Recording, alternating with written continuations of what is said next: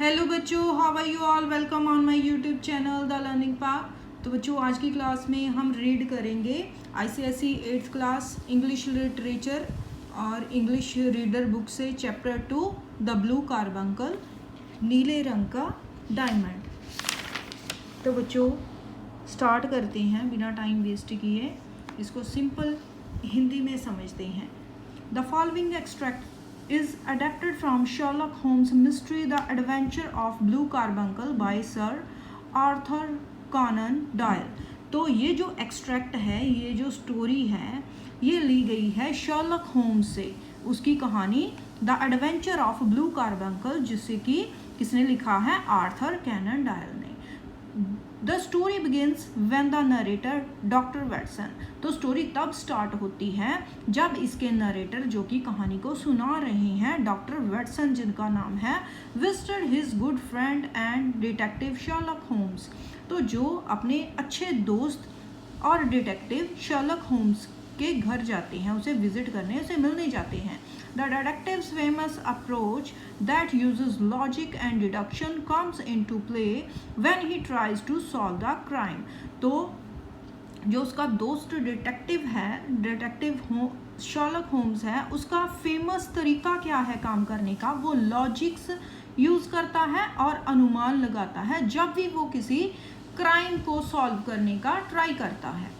तो बच्चों कहानी स्टार्ट होती है, नरेटर जो है डॉक्टर वैटसन, वो कहानी सुना रहे हैं और वो बोलते हैं, I called on my friend Sherlock Holmes on the second morning after Christmas. तो क्रिसमस के दूसरे दिन सुबह जब मैं शर्लक होम्स अपने दोस्त से मिलने गया, he was sitting on sofa in a brown dressing gown.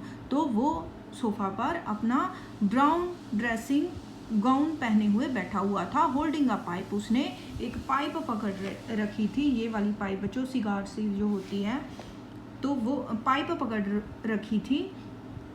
With a pile of crumpled morning papers eight hand. तो उसने कुछ मुड़े हुए पेपर्स का गुच्छा जो था, न्यूज़पेपर्स को, मुड़े हुए न्यूज़पेपर्स को अपने हैंड में पकड़ रखा था।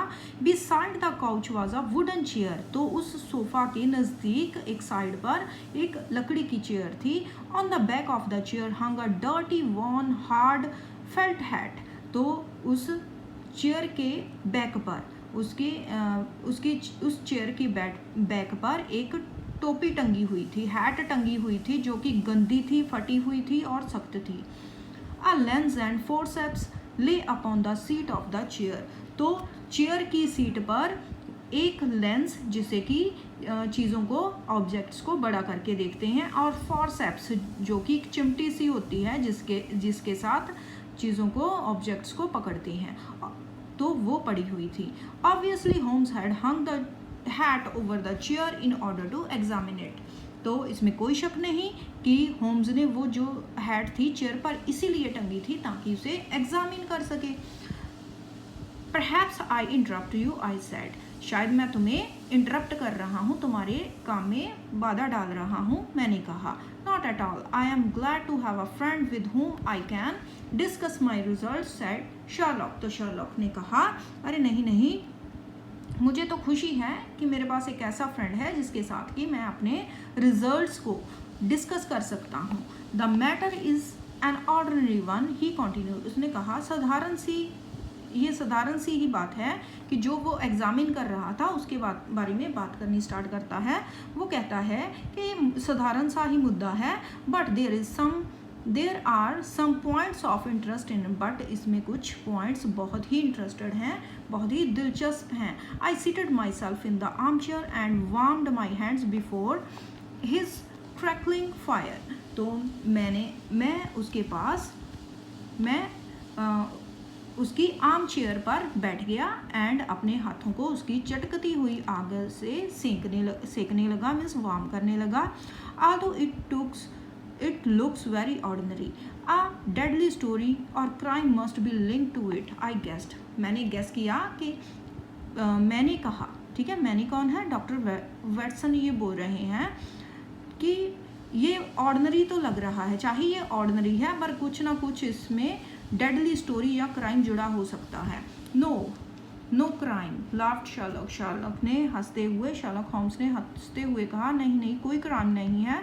Late me tell you how the hat came here, तो चलो मैं तुम्हें बताता हूँ कि ये हैट आई कहाँ से, यहाँ पर कहाँ से आई।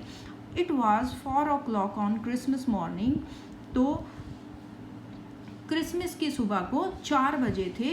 And Peterson the commissioner was walking home, तो पीटरसन जो है कमिश्नर है। कमिश्नर क्या होता है बच्चों? यूनिफॉर्म डोर अटेंडेंट होता है, डोर अटेंडेंट होता है जिसने कि यूनिफॉर्म पहनी होती है।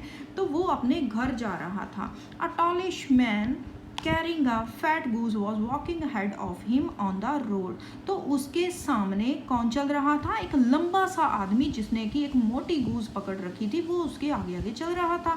As he reach the end of the street a little knot of rough man attack the man with the goose, तो जब वो स्ट्रीट के गली के एक छोर पर पहुंचा, मीन्स एक एंड पर पहुंचा, तो कुछ रफ मैंस, कुछ गुंडों ने, नॉट मीन्स ग्रुप, तो कुछ गुंडों के ग्रुप ने उस पर हमला कर दिया।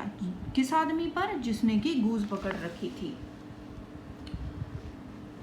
One of the hoodlums knocked off tall man's hat as he aimed a blow at him, तो उन गुंडों में से एक ने उस लंबे आदमी की टोपी उतार दी जब वो उसे मुक्का मारने लगा। And tall man raised his stick to defend himself and swinging it over his head, तो उस लंबे आदमी ने अपने आप को बचाने के लिए अपनी स्टिक को अपने सिर के ऊपर घुमाया। Smash the window shop behind him, और अपने पीछे शॉप की विंडो को तोड़ दिया। Peterson rushed forward to protect the victim but the man frightened by Peterson's uniform took to his heels, तो पीटरसन जो है वो भागा उस विक्टिम की हेल्प करने के लिए, टॉल मैन की हेल्प करने के लिए वो आगे भागा, लेकिन वो पीटरसन की यूनिफॉर्म को देखकर took to his heel means भाग गया। The rough mans also ran away as Peterson approached, जब पीटरसन वहां पहुंचा तो वो गुंडे भी वहां से भाग गए। So the Peterson was left with fat goose and a battered hat that the tall man left behind, तो पीटरसन सभी वहां से भाग गए, तो पीटरसन वहां अकेला रह गया। किसके साथ? फैट गूज, एक फैट गूज और फटी हुई टोपी के साथ, वहां जो वो लंबा आदमी पीछे छोड़ गया था। Peterson wanted to give the goose back to the owner but faced quite a problem, तो पीटरसन उस गूज को उसके मालिक को देना चाहता था, पर कुछ मुसीबत थी। Mrs Henry Baker was printed on the small card that was tied to the goose left leg, तो उस गूज की जो फैट गूज थी उसकी लेफ्ट लेग पर एक कार्ड टाई किया हुआ था, बंधा हुआ था, जिस पर कि लिखा हुआ था Mrs Henry baker. Also the hat does have the initials HB that have been inscribed on its lining, तो उस टोपी पर, उस हैट पर पहले अक्षरों में, इनिशियल लेटर्स में HB लिखा हुआ था, जो कि उस पर इंस्क्राइब्ड किया गया था, जैसे कि कढ़ाई के साथ उस पर लिख देते हैं, वैसा लिखा हुआ था। However, there were thousands of bakers in this city, तो हालांकि इस सिटी में, इस शहर में हज़ारों बेकर्स हैं। And many hundreds of them those were Henry Baker, तो उनमें से कई सौ होंगे जो हेनरी बेकर्स होंगे।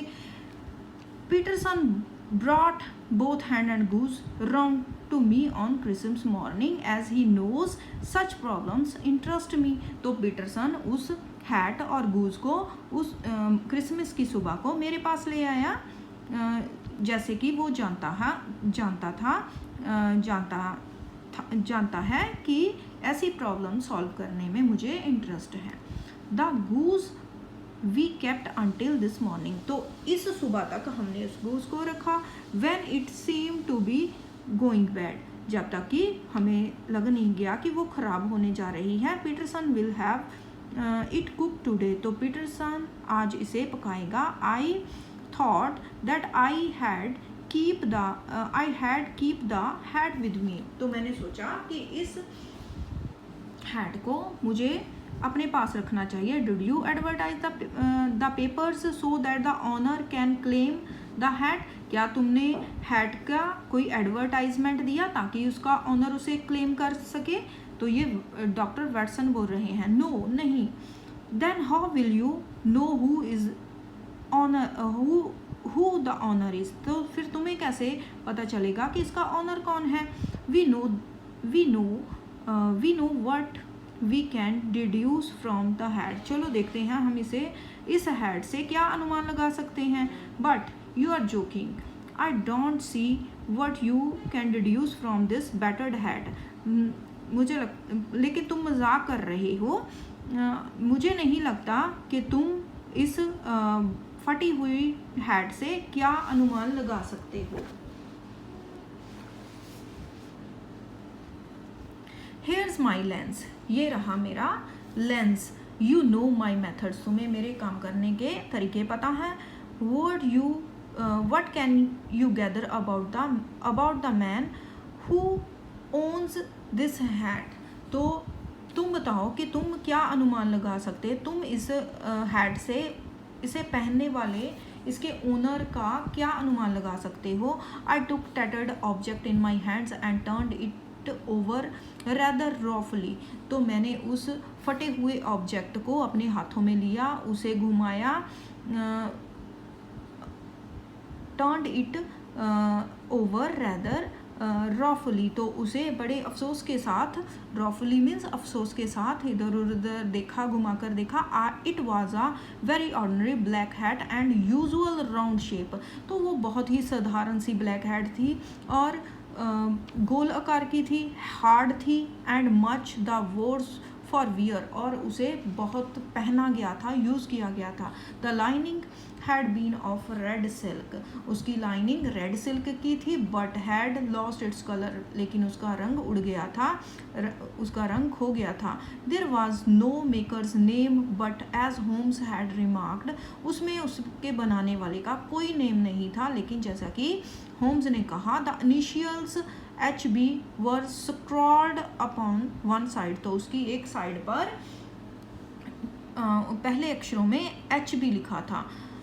It was pierced in the brim. तो उसके किनारों पर छेद किए गए थे। For a hat securer. तो हैट को सिक्योर करने के लिए मीन्स पहनने के लिए, उसमें इलास्टिक बैंड पहनने के लिए उसमें के किनारों पर छेद किए हुए थे। But the elastic was missing. लेकिन इलास्टिक मिसिंग थी। For the rest it was cracked. तो इसके आगे वो क्रैक थी मीन्स फटी हुई थी। एक्सीडिंगली डस्टी, बहुत ही गंदी थी। And spotted in several places, और उसमें जगह जगह पर दाग धब्बे थे। Although there seemed to have been some attempt to hide the discoloured patches by smearing them with ink. तो ऐसा लगता था कि उसके धब्बों को मिटाने के लिए उसके इंक के साथ, इंक के पैचेस के साथ उसे हटाने की कोशिश की गई थी, दाग धब्बों की। I can see nothing, tell me what you have deduced from this hat. मुझे तो कुछ नहीं दिखा, तुम बताओ कि तुम इस हैट से क्या अंदाज़ा लगा सकते हो। तो बच्चों ये जो डॉक्टर वैटसन हैं वो बोल रहे हैं शर्लॉक को।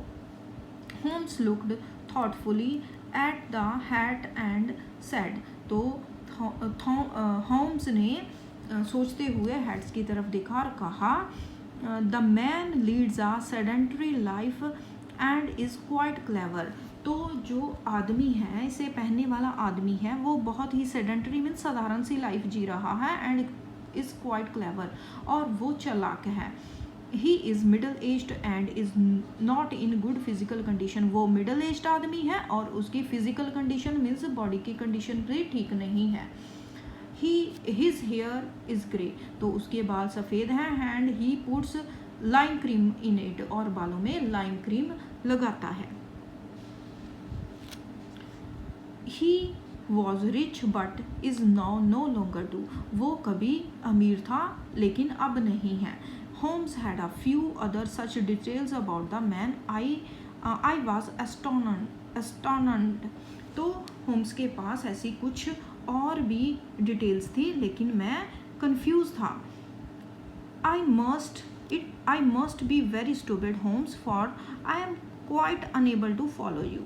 होम्स, मैं बहुत बेवकूफ़ हूँ, लेकिन मैं तुम्हें फॉलो नहीं कर पा रहा हूँ, मैं तुम्हारी बात समझ नहीं पा रहा हूँ।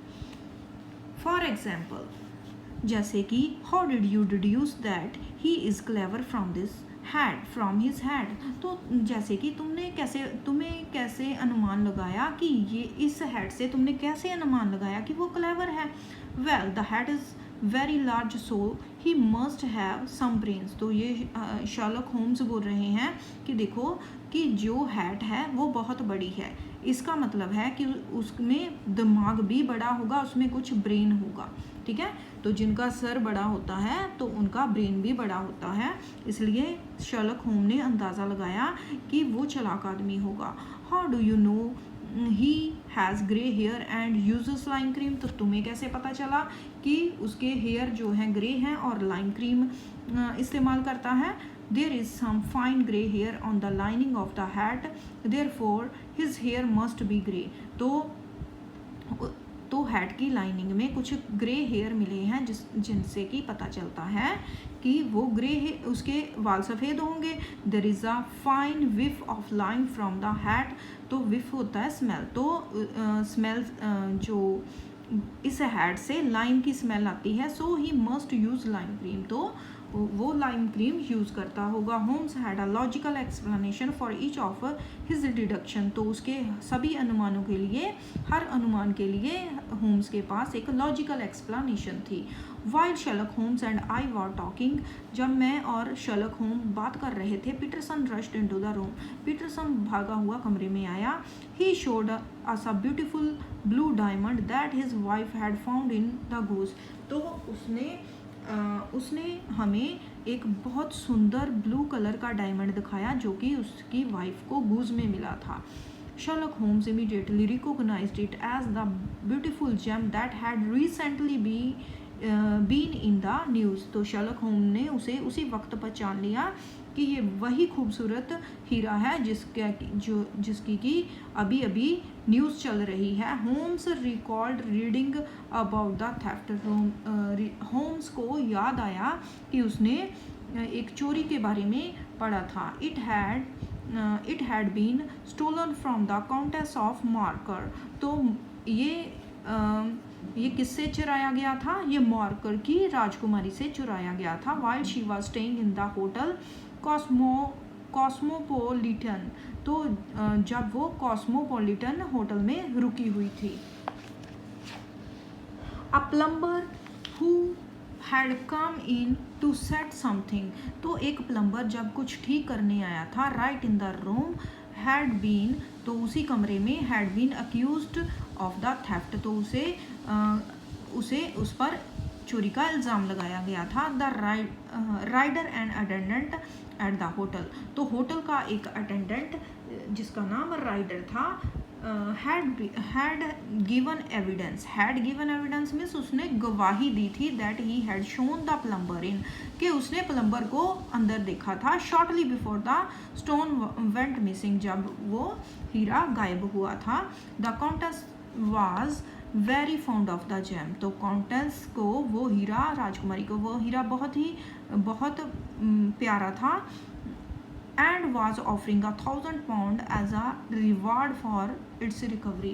तो इसकी रिकवरी के लिए उसने 1,000 पाउंड का इनाम रखा था। You see Watson, our little deductions have suddenly assumed a much more important and less innocent aspects। तो तुमने देखा वाटसन, हमारी जो छोटे अनुमान थे अब उन्होंने अचानक ही एक बहुत ही इम्पोर्टेंट रूप अख्तियार कर लिया है।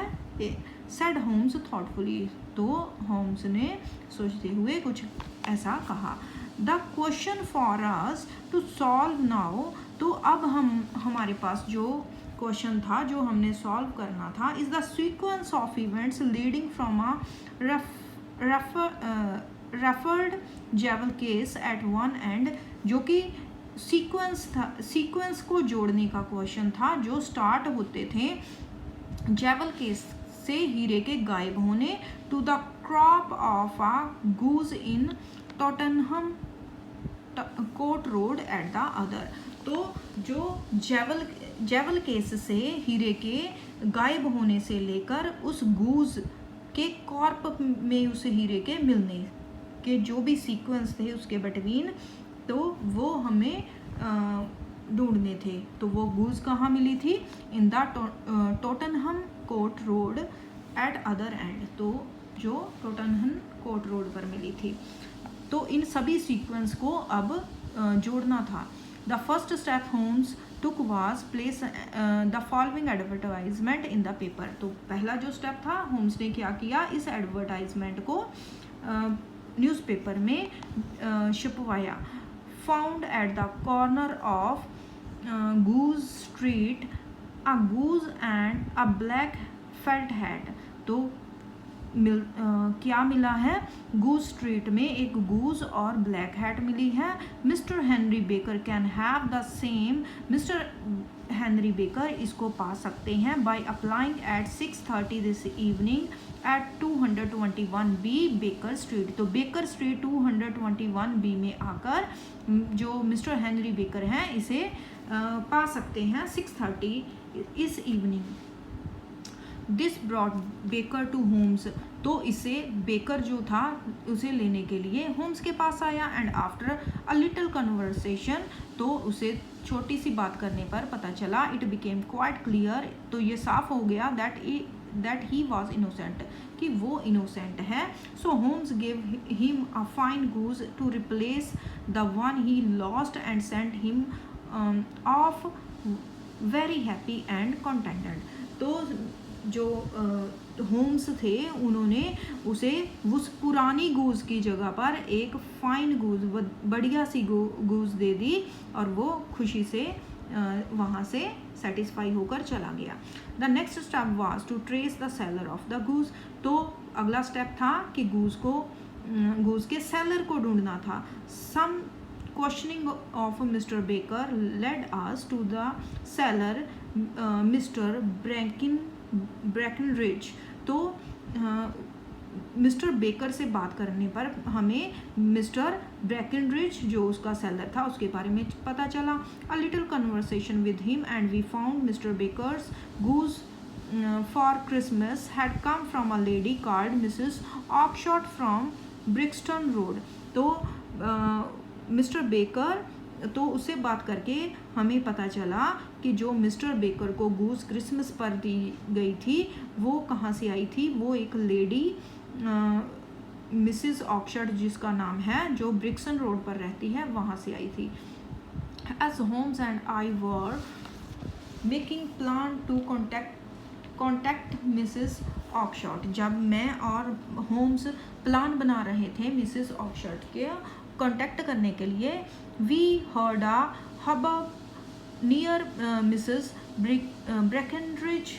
तो हमने मिस्टर ब्रैकनरिज के पास एक शोर सुनाई दिया। The goose seller was shaking his fist at the little rat faced man who was whining that the goose was his. तो जो गूज सेलर था वो अपना हाथ साफ कर रहा था, मीन्स उसको मार रहा था, एक रेड फेस्ड आदमी को मुक्के से मार रहा था जो कि ये दावा कर रहा था कि वो गूज उसकी है। हाँ, this may save us a visit to Brixton Road. तो whispered Holmes and went after the man. तो होम्स फुसफुसाए कि इससे हमें ब्रिक्सटन रोड जाने से हम बच सकते हैं, तो उस आदमी का ये पीछे पीछे चल दिए। The man it turned out was Ryder. तो वो आदमी कौन निकला? वो आदमी राइडर निकला, the hotel attendant. He was Mrs Oxford's brother. तो वो कौन था? मिसेस ऑक्सफोर्ड का भाई था। She bred geese for the table for her living. तो वो अपनी जीविका कमाने के लिए गूज बेचती थी। And and had promised Ryder a fine goose for Christmas, और उसने राइडर को प्रॉमिस किया था कि वो क्रिसमस पर उसे बढ़िया सी गूज देगी। Ryder who had been evidence against the plumber, तो राइडर जिसने कि प्लम्बर के खिलाफ गवाही दी थी, was one who had stolen the gem, तो वो वही था जिसने कि उस हीरे को चोरी किया था। He went to see his sister with the gem in his pocket, तो he went to see his sister, वो अपनी सिस्टर से मिलने गया उस जेम को अपनी पॉकेट में डालकर। He puts it into the mouth of the goose, he thought that his sister had reserve for him, तो उसने उस हीरे को उस गूज के माउथ में डाल दिया जो उसने सोचा कि उसकी बहन ने उसके लिए रिजर्व रखी है, to avoid being caught red handed, ताकि वो रंगे हाथों पकड़ा ना जाए। However he got the wrong goose, and the goose that had the gem got sold to Mr. Baker through Mr. Breckenbridge, तो उसे गलत गूज मिली और जो गूज हीरे वाली गूज थी वो किसी को सोल्ड हो गई, वो मिस्टर बेकर को बेच दी गई मिस्टर ब्रिकनब्रिज के जरिए। In despite Ryder tried to recover the goose from Mr. Baker by having him waylaid by hoodlums, तो जो राइडर था उसने ट्राई किया मिस्टर बेकर से गूज रिकवर करने के लिए, उसे गूज छीनने के लिए कुछ गुंडों द्वारा उसे रास्ते में रोककर ट्राई किया गया कि उसे गूज छीन ली जाए। But as it happened neither did rider get the goose nor did he recover the gem, तो जैसा कि हुआ ना ही राइडर को गूज मिली और ना ही उसे जेम मिला। Because Mr Peterson came by and frighten the rough away, जैसे ही मिस्टर पीटरसन आए और वो गुंडे भाग गए, and brought the goose to Holmes, और मिस्टर पीटरसन जो थे वो गूज को होम्स के पास ले आए। तो बच्चों ये थी स्टोरी